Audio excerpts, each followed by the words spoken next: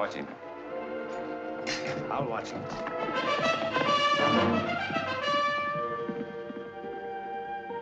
Now, what good is all that? You know, he's only gonna... Interesting facts about famous people.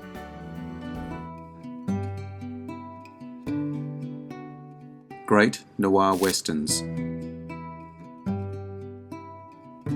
Noir Western, the iconic, rugged landscape of the Wild West, populated by tough, cynical cowboys, battling their own consciences as much as they fight outlaws.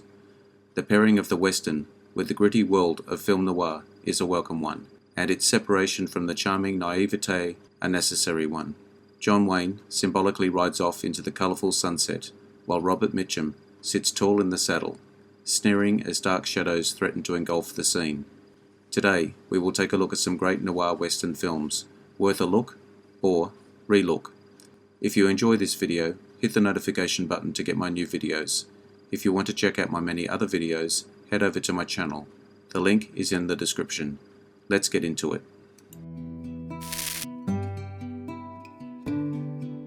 Track of the Cat, 1954.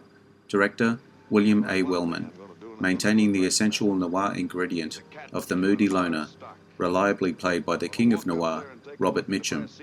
Swapping the concrete jungle to a western winter wasteland, Track of the Cat merges the two genres seamlessly. If you're tired of western towns with dusty streets, raucous saloons, and the essential rolling tumbleweed, you'll welcome the snowy landscape of this gem. The tension is high, the mood is dark and tense. Mitchum with Teresa Wright, with a cast of a dysfunctional family in snowbound Northern California. Isolation and close proximity are a recipe for trouble in this contentious clan. The turmoil is soon exacerbated by outside influences. A cougar kills one of the younger brothers. Kurt, played by Mitchum, is determined to face the elements and kill the predator. Will this quest also slay the demons troubling his family? Track of the Cat is compelling viewing.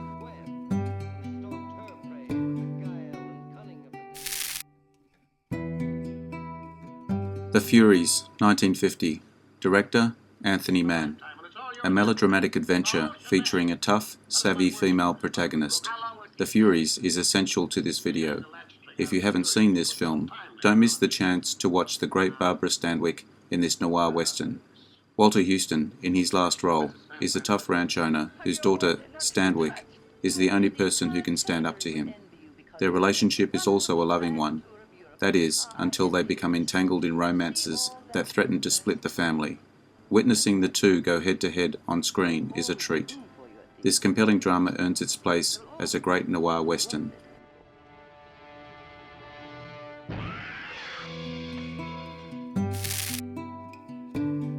.310 to Yuma, 1957. Director, Delmer Daves. A great character study like this couldn't be better suited to the noir western genre. A psychological drama, constantly threatening to become a physical duel, is at the centre of this film. Glenn Ford and Van Heflin play the lead characters in this classic, which inspired a remake starring Russell Crowe and Christian Bale in 2007. A brilliant adaptation of Elmore Leonard's 1953 short story of the same name. A desperately poor farmer accepts a job from the local sheriff, not realising the consequences it will bring. His task is to transport a prisoner from the town and put him on the 310 train to Yuma. A story with more twists and turns than a rattlesnake follows. Both men learn about themselves and each other. Two great actors at the top of their games. 310 to Yuma is a can't-miss noir western. Johnny Guitar, 1954. Director, Nicholas Ray. The legendary Joan Crawford acts in western attire. She made the most of her visit to the Old West with a brilliant performance in 1954's Johnny Guitar. Usually, noir films are associated with black and white cinematography. This one breaks the trend with its vivid colours. Johnny Guitar cranks up the melodrama to make a true classic, an essential noir western. Crawford plays a strong saloon keeper named Vienna, viewed with hostility and suspicion by the townspeople, with a mysterious past. Vienna also supports a railroad being built close to the town, enough to incite the locals to drive her away by any way they can.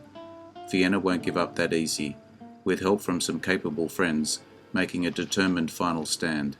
Crawford and Sterling Hayden light up the screen in Johnny Guitar.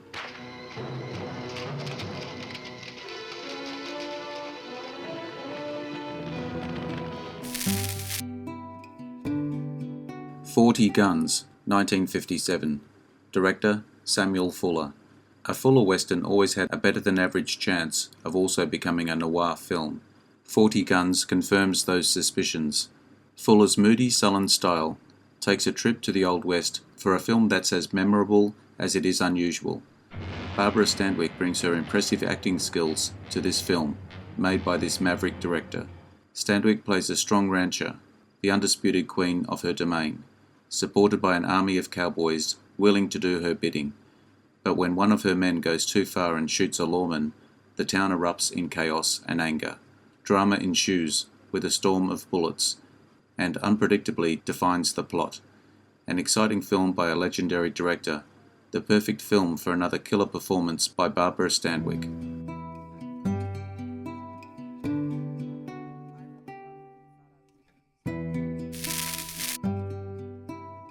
Terror in Texas Town, 1958. Director Joseph H. Lewis. Terror in Texas Town reeks of dread and is full of fear. A story of courage and revenge. A change of pace from cookie-cutter westerns. Noir veteran Sterling Hayden delivers a great performance as the son of a murdered father on a mission of justice. The film's journey is a fascinating one. Writer, blacklisted Dalton Trumbo. I'm glad they found a way to bring this noir western to the masses. An indelible single image, a man standing in a street, holding a harpoon. The harpoon is in effect a supporting character. Its owner is that son of a murdered father, now wielding the spear in the pursuit of justice against the men who tried to steal oil from his father's land. Is the harpoon any match for a six-shooter? Will the son meet the same tragic end as his father? That's for you to find out.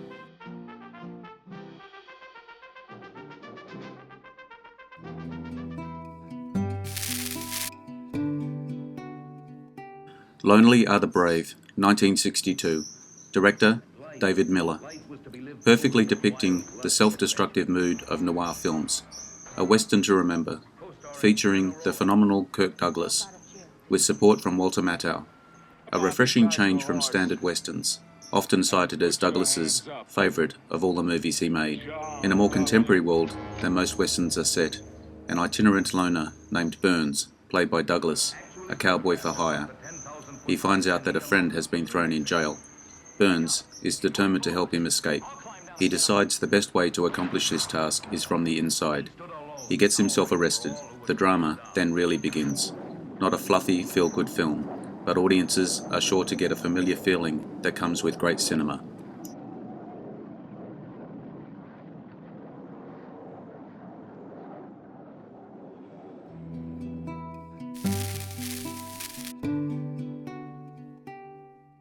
Pursued, 1947. Director Raoul Walsh. Of all the noir westerns on this list, the plot of this underappreciated classic is the purest noir. If it was removed from its western setting and dropped in 1940s New York, only costumes would need to be changed. The perfect connection between the two genres is Robert Mitchum, whose presence gives the film its noir pedigree. Western director Raoul Walsh sets the tone for this story of a lone man haunted and sabotaged by his past. Mitchum plays Jeb, a moody cowhand haunted by distant memories of the murder of his parents as a child. Adopted by a neighbouring family, his new home has become the source of tension. With a close relationship with his foster mother, Jeb has romantic feelings for her daughter, looked on with suspicion by his adoptive brother. When Jeb declares his hopes for marriage, someone takes a shot at him. In self-defense, Jeb kills the attacker. This is just the beginning. Family tensions run high, and memories and betrayals resurface.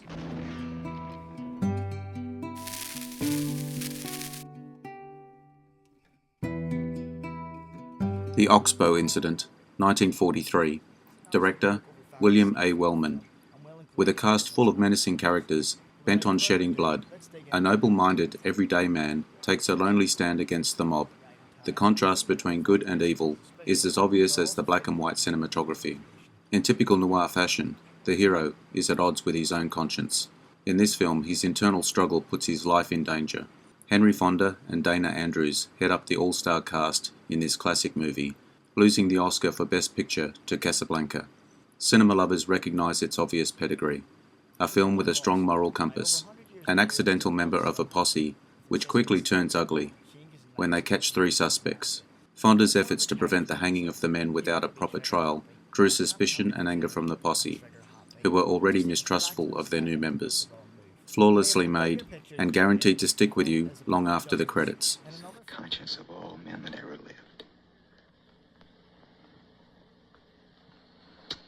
I guess that's all I got to say, except kiss the babies for me and God bless you. Your husband, Donald.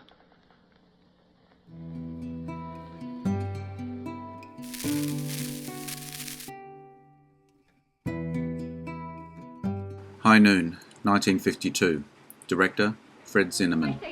An all-time great western for many reasons. Its plot is simple but profound. Its performances are second to none. The musical score is haunting. Also, a great noir. Putting the audience in the shoes of the main character, whose tense afternoon is felt with each minute that passes. A hero alone. Walking empty streets while his neighbours hide in their houses, knowing that his enemies are on their way to kill him. What could possibly be more noir than that? Not much, in my opinion. High Noon could be the greatest noir western of all time, famous for unfolding in almost real time. High Noon makes an audience squirm along with its hero. Gary Cooper played Marshal Will Kane, newly married to a Quaker wife whose religion forbids violence. Kane turns in his badge, but learns that a criminal he helped convict is coming to town to exact revenge. Kane is faced not only with the choice of staying or leaving town with his new wife, but also with the possibility that he might have to face his foe alone if he stays.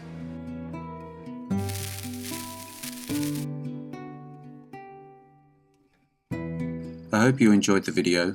Let me know what you think in the comments. I appreciate your likes and subscribers. Hit the notification button to get my new videos. Take a look at my channel and check out my Facebook page. The links are in the description. I am Wrangler. Bye for now. See you again soon.